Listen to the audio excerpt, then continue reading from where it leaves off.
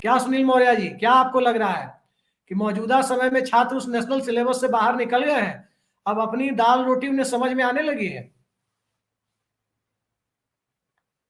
आप म्यूट हैं। हाँ, शुक्रिया सर।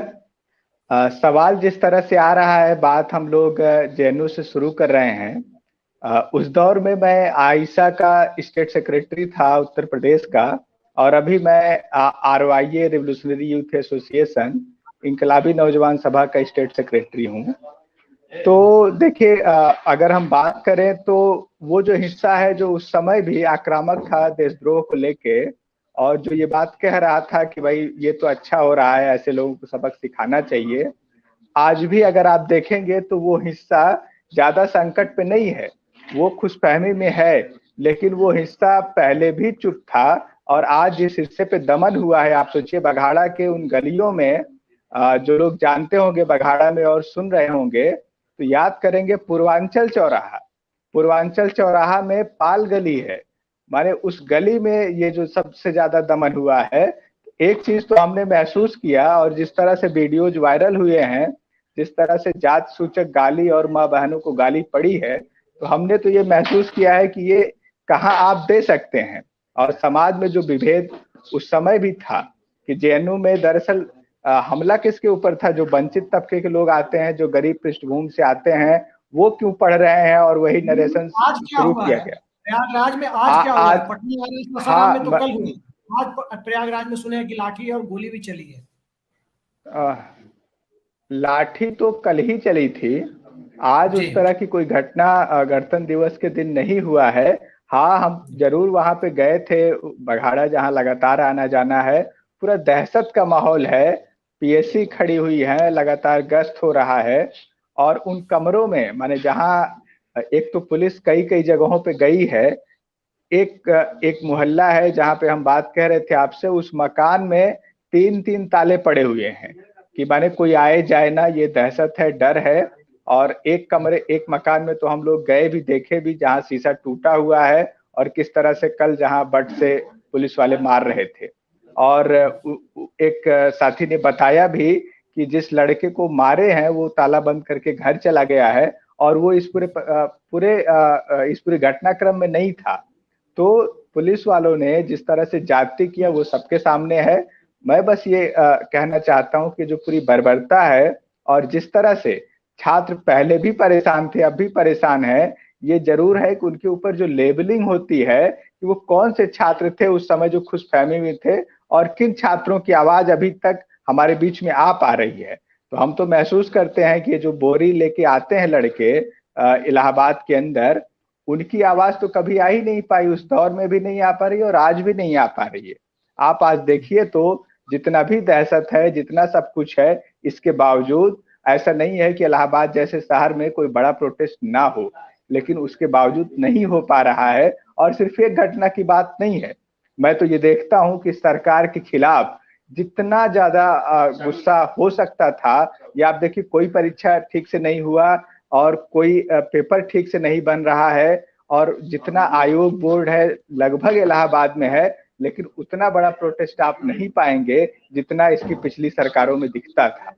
तो समाज का कौन हिस्सा है, छात्रों का कौन तबका है, और किसके ऊपर दमन है, ये माने मुझे लगता है कि विभाजित है। और खुशफहमी पालने वाले लोग पहले भी थे और आज भी हैं। बहुत फर्क नहीं पड़ता है कि बघाड़ा की गलियों में किसके ऊपर लाठी पड़ी है। तो वो और एनालिसिस होगा तो बात समझ में आएगा उस रूप में। सुनील मौर्य जी, क्या वाकई छात्रों का यह आंदोलन सिर्फ एक दो दिन का तमाशा बनकर रह जाएगा, या वाकई ये छात्र कम से कम 7 मार्च में अंतिम चरण की पोलिंग तक कम से कम छात्र बने रहेंगे? क्योंकि यदि 7 मार्च तक छात्र बने रहे, भले ही 8 मार्च से हिंदू हो जाए, तब भी उनके हित सध सकते हैं। लेकिन यदि 7 मार्च तक वो हिंदू नहीं रहे, तो वो हिंदू फिर बन गया 7 मार्च के पहले, तो उनके हित कहीं ना कहीं प्रभावित होंगे। ये 3 साल, 3.5 साल का 7 साल भी हो सकता है। क्या लगता है? देखिए, हमें जो बात समझ में आती है कि हिंदू के साथ एक और बड़ी बात थी, वो था 2 करोड़ रोजगार। और योगी साहब भी 70 लाख रोजगार की बात कह के अब संकल्प कौन सा पत्र में आए रोजगार थे। कह रहे हैं? मैं आपको बताता हूँ, मैं आपको व्हाट्सएप कर दूंगा। हाँ, मैं समझ रहा गुजरात हूँ। सरकार और का फैसला है, गुजरात नहीं, सरकार का मैंने तो फैसला देखा। है कि 6वीं से 8वीं क्लास तक के बच्चों को पंक्चर बनाना सिखाया जाएगा। नहीं, वो तो सर हम ये समझते हैं, स्टेट हमने हमने इसको देखा है, इस पे पूरा अभियान चलाया है। और मैं तो वो शख्स हूँ जो यूपी के अंदर 21 जून को लॉकडाउन खत्म हुआ और 21 जून से ही लखनऊ के अंदर एनसीईआरटी पे छात्रों का प्रोटेस्ट शुरू हुआ। मैं उस पहले प्रोटेस्ट का हिस्सा रहा जो खास तौर पे नई शिक्षक भर्ती और 69,000 शिक्षक भर्ती में आरक्षण घोटाले को लेकर शुरू हुआ। तो वो पूरी परिघटना है और इन्होंने पान पकौड़ा पंचर वाला ये तो उन्होंने काउंट करना शुरू कर दिया और हम लोगों ने जो नारा दिया, आंकड़ों में मत उलझाओ, रोजगार कहाँ है यह बतलाओ। तो ये तो पूरी पॉलिटिक्स आप देखें तो आंकड़ों में चल रही है। हाँ, ये जरूर जो बात आप कह रहे हैं वो चुनौती वाली बात इसलिए है, मैंने भी बहुत बार ये सोचा कि क्या वाकई में राजनीति पे इसका असर पड़ेगा। तो हमने देखा कि राजनीतिक पार्टियां इस चुनाव में तो थोड़ा रोजगार रोजगार पे बोलना शुरू की हैं, अन्यथा इसके मैंने इसलिए पहले कहा है, कभी भी माफ कीजिएगा रोजगार। सुनील मौर्य जी, मैं आपको इंटरप्ट कर रहा हूं। मैंने ये बात इसलिए कही है कि मैंने बहुत सारे अंधभक्तों को देखा है जब से अखिलेश जी ने पेंशन की बात अनाउंस की है कि सत्ता में आते ही सरकारी कर्मचारियों की ओल्ड पेंशन स्कीम बहाल कर देंगे। जिनसे भी मेरी बात हो रही है, चाहे वो जितने बड़े आरएसएस या विश्व हिंदू परिषद के भक्त रहे हो, जितने बड़े राम मंदिर और राम के और मोदी के भक्त रहे हो, उन सबसे बात की सब कहते हैं कि नहीं भाई 7 मार्च तक तो हमें पेंशन चाहिए, 7 के बाद हम फिर हिंदू हो जाएंगे। जो इलेक्शन ड्यूटी में जाने वाले लोग हैं वो कह रहे हैं कि 7 मार्च तक हमें पेंशन, हम पेंशन वाले हैं, उसके बाद फिर हिंदू हो जाएंगे। तो नहीं, वही सब देखिए मेरा आप। सवाल नहीं, क्या छात्र 7 मार्च नहीं, तक अपनी हिंदुत्व को मैं बस तिलांजलि देने के लिए तैयार है? मैं बस यही कह रहा हूं कि जहां कोई नुकसान ना होता हुआ हो और सिर्फ अच्छा अच्छा ही हो, हमको ये पता हो कि हम यहाँ पे कुछ भी करेंगे और हमारा नुकसान नहीं होगा, तो वो होने में दिक्कत नहीं होती है। और ये छात्र कोई अकारण या अचानक से आ गए सड़क पे, मैं मानता हूं कि अब वो दौर नहीं रहा। और पिछले लंबे समय से लगातार लोग त्रस्त हैं और वो कोई एक दिन का गुस्सा नहीं है कि तत्काल रूप से फूट पड़ा।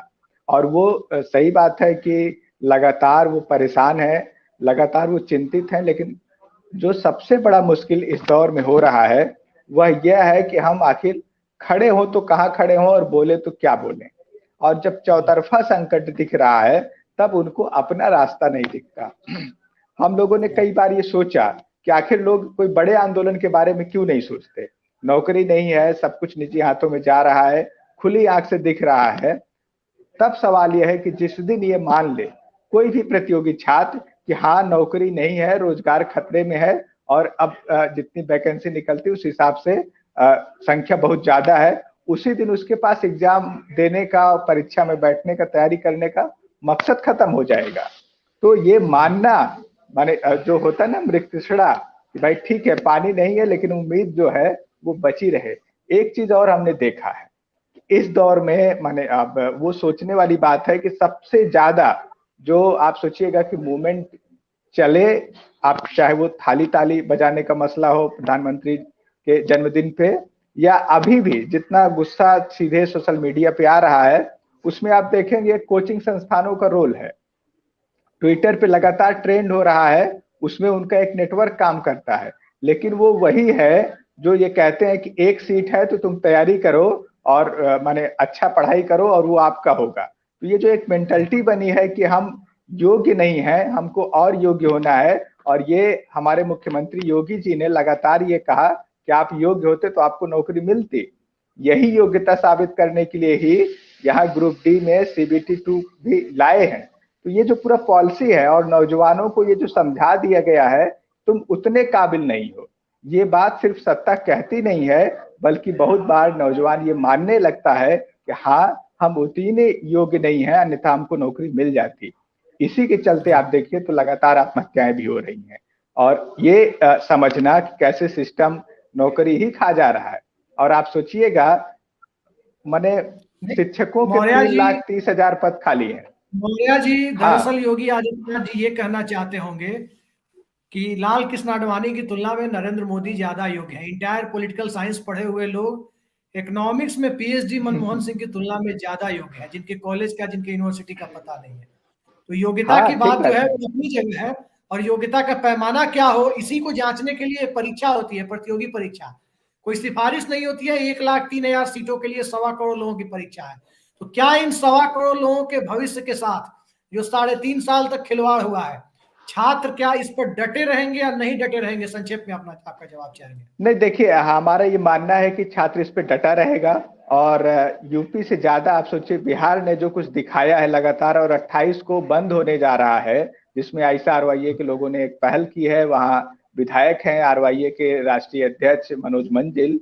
हमने देखा लगातार शुरुआत से ही एक रोल रहा है उसको संगठित करने का। और ये एनटीपीसी के पहले जो बाकी रोजगार के सवाल पे आंदोलन चल रहे थे, उसमें भी एक हस्तक्षेप हुआ था। और जो अलग अलग बहालियों के लोग थे, उनका एक संगठित मोर्चा भी बना, जिसमें संदीप सौरभ जो आईसा के जनरल सेक्रेटरी थे, वो उसके कन्वीनर भी बने। तो हमने ये देखा कि कोशिश तो है, लेकिन अभी भी जो संकट आता है कि पता चलेगा कि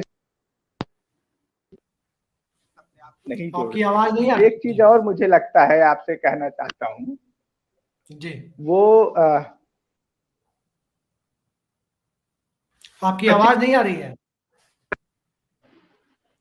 अच्छा, आपकी आवाज जा रही होगी जी, अब। आवाज जी आ रही होगी, आप फोन आ गया था। जी जी एक सचेत काम प्रशासन ने किया है। हमने देखा था कि पहले किसी के दुख के साथ, किसी के संकट के साथ, दमन के साथ जब समाज के लोग खड़े होते थे तो अप्रिशिएट किया जाता था कि चलो अच्छा है कि कुछ लोग हमारे साथ या समाज हमारे साथ खड़ा हो रहा है। आज जो दमन के साथ, दुख के साथ खड़ा होता है तो उसको संशय के नजरिए से देखा जाता है कि इसका क्या स्वार्थ है, और प्रशासन उसके ऊपर उपद्रवी होने का सबसे बड़ा लेबल लगाता है। जो लोग थोड़ा सा ब्रॉडर सोच समझ के साथ खड़े होते हैं, उनको ज्यादा टारगेट किया जाता है। और इसीलिए आप देखिए तो अलग अलग कुनबे में आंदोलनों को बांट के रखा गया है, क्योंकि उसका सॉफ्ट टारगेट होता है। आप अगर, और ये सिर्फ वहां नहीं होता बल्कि छात्रों के बीच में, अगर आरआरबी का कोई सवाल है, एनटीपीसी के लोग हैं, अगर उसमें एसएससी का छात्र जाएगा या यूपीएससी का छात्र जाएगा, आप उसके कंपटीटर नहीं है, तो लोग कहेंगे कि ये क्यों आया है। ये जो नजरिया चेंज हुआ है समाज में, वो बड़ा खतरा पैदा कर रहा है। लेकिन हम ये जरूर आपसे कहना चाहते हैं कि जो छात्र है, जो माने इनके अच्छे दिन के तथाकथित बहकावे में आया था, वो बहुत कुछ सोचा है, समझा है, देखा है। और वो जो पहला नैरेटिव वो चल रहा था, वो दिख रहा है कि असली बात है रोजगार नहीं देना है। ये बात वहां तक पहुंची है और हमारा मानना है ये वोट में कन्वर्ट होगा। एक बात और आपसे मैं कह रहा हूं कि जैसे तैयारी करने वाले लोग गांव में, आप सोचिएगा तो जो पूरा यूथ है उसमें बहुत कम संख्या होती है उन बच्चों का जो इंटर पास करते हैं, ग्रेजुएशन करते हैं और वो इलाहाबाद में आके तैयारी करते हैं। ज्यादातर लोग तो न पढ़ पाए और न वो नौकरी के बारे में सोच पाए।